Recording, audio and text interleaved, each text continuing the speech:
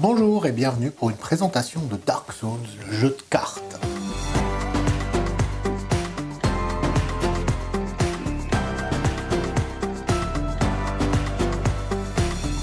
Donc Dark Souls, le jeu de cartes, c'est inspiré du célèbre jeu vidéo. Et c'est une adaptation qui fait un peu suite au jeu de plateau avec figurines qui était sorti maintenant il y a une paire d'années. Donc dans ce jeu-là, chaque joueur va jouer un des personnages dans le but de tuer les terribles et effrayants boss de Dark Souls. Donc qu'est-ce qu'on a dans la boîte? On ouvre. Le livre de règles, quelle surprise. Eh ben, un très beau livre de règles, très court par rapport au jeu de cette famille. Hein, superbement illustré. ah ouais, avec des images très dark, parce que c'est Dark Souls, quoi. C'est l'âme. Et du coup, ça va être tout aussi dur que le jeu vidéo. Oui. Ah oui, non mais là, vous êtes là pour en baver. Hein. Non mais faut pas déconner.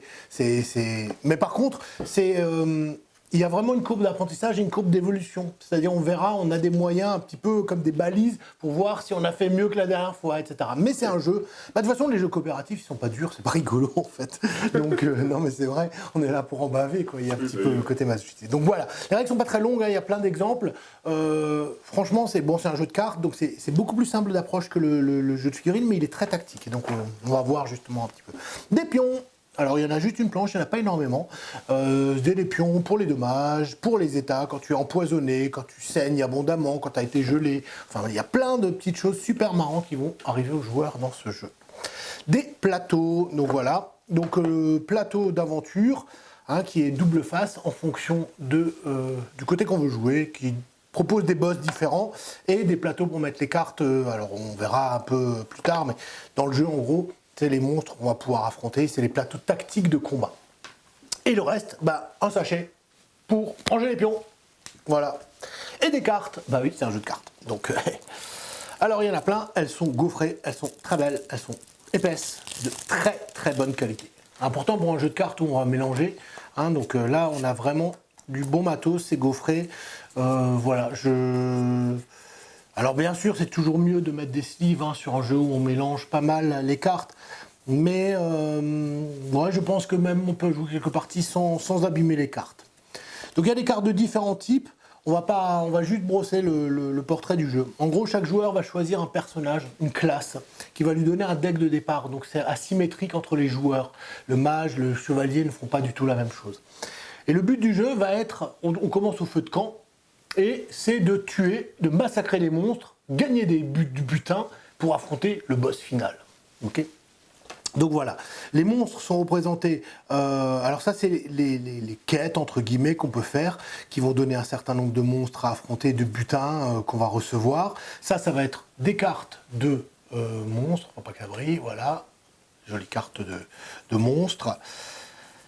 Et il y a des cartes, bien sûr, de butin. Alors là, on a tous les monstres. Il y en a une pléthore, hein, mais après, il y a une pléthore de monstres. Vraiment, on va pas s'ennuyer parce qu'on va un peu massacrer tout ce qui se présente ou se faire massacrer par tout ce qui se présente. Ça, c'est pas mal aussi. Des cartes avec des icônes extrêmement claires pour les joueurs. Alors, je ne vais pas rentrer dans l'explication détaillée, parce qu'en plus, à l'arrière du livre de règles, vous avez une feuille de référence très bien faite avec tous les icônes pour vous rappeler en cours de partie. Ça, c'est cool. Ça, c'est super cool. Mais en gros, le but va être de faire des actions pour tuer les monstres et de payer pour des capacités de ces cartes. Donc là, on a tous les équipements qu'on peut gagner, alors, ou des effets, des vestiges d'humanité. On sent tout de suite qu'on est dans le dur, là. Il y a des petites cartes de référence en plus, hein, si jamais il y a besoin. En plus, Voilà. Et donc des capacités, des cartes qui se jouent, effectivement, en défaussant certaines cartes de sa main, en utilisant des objets. Donc le système est relativement simple, marche autour de ces icônes-là. Et on va gagner du loot qui se présente lui aussi sous la forme de cartes. Alors il y a une mécanique qui est super funky dans le jeu. En gros, vous allez partir en quête. Allez affronter des monstres. Une série de monstres, souvent. Et vous allez gagner du butin. Pour profiter de ce butin, il va s'amasser sur une pile au milieu de la table. Pour profiter de ce butin, il faut revenir au feu de camp. Et se partager le butin. Ok ? Mais à chaque fois qu'on revient au feu de camp, le feu s'éteint, tout doucement. Et en fait, il y a un paquet de cartes feu de camp, et quand le feu est éteint, la partie s'arrête. Donc on a un certain nombre de fois où on pourra revenir au feu de camp. D'accord. Ok ? Si on ne veut pas retourner au feu de camp, on fait une nouvelle quête. Mais pendant la partie, on peut échouer une quête. Mais dans ce cas-là, on perd tout le butin qu'on avait amassé. Tout ce qu'on a accumulé. Exactement. Et ça, c'est super rigolo parce qu'il y a un petit côté stop ou encore, mais coopératif. Ouais, et ça, ouais. on l'avait jamais vu en fait. C'est super cool. Décider entre les gars qui auront envie d'aller plus loin, toujours plus loin. Allez, viens, on continue. Voilà, c'est ça. Et donc les cartes ont différents effets. Par exemple, les objets, quand vous les avez posés devant soi, vous pouvez les utiliser. Ça coûte un certain nombre de cartes de votre main avec ces icônes dont je vous parlais auparavant. Ok. Soit pour l'utiliser, et parfois ça coûte moins d'icônes, mais on défausse la carte. Genre, je balance mon épée dans la gueule au D'accord, gars, ok. mais je lui lance en fait dans la tête, quoi. Ok.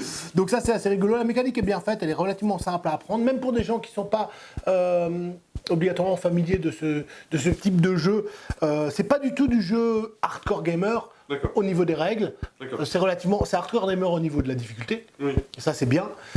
Mais non, enfin, on peut faire jouer assez facilement des gens qui ne sont pas d'énormes joueurs de jeux de plateau, mais qui aiment l'univers du jeu vidéo. Ok. Donc voilà, c'était Dark Souls, c'est vachement bien, c'est très joli, c'est sombre, hein, il faut aimer les jeux un peu à l'ambiance, un peu tristounette on va dire, mais enfin, je veux dire, on n'est pas là pour enfiler des perles. Donc On voilà. est là pour souffrir. On est là ensemble. pour souffrir et tuer des monstres, donc voilà. Et Dark Souls va vous le permettre. Donc c'est un jeu donc de 1 à 4 joueurs. On peut jouer solo. Ouais, Ok. on peut jouer solo. Hein. Ok. Une version pour jouer solo. Après, c'est rigolo qu'on ait plusieurs parce qu'on Bien sûr. Hein. discute toujours. Surtout Qui sur c'est ce qui est temps encore. encore. Voilà, c'est ça en fait. C'est ça. Et voilà. Attendez-vous à perdre pas mal de parties. Mais il y a 2 boss à tuer à la fin, donc déjà en tuer un, c'est déjà pas mal. C'est une demi-victoire. Et puis, moi je recommande parce que j'ai bien aimé. J'ai trouvé ça très drôle. Je connaissais pas du tout le jeu vidéo à part de réputation sulfureuse, mais je me suis bien amusé. Donc voilà. Et c'était Dark Souls, le jeu de cartes.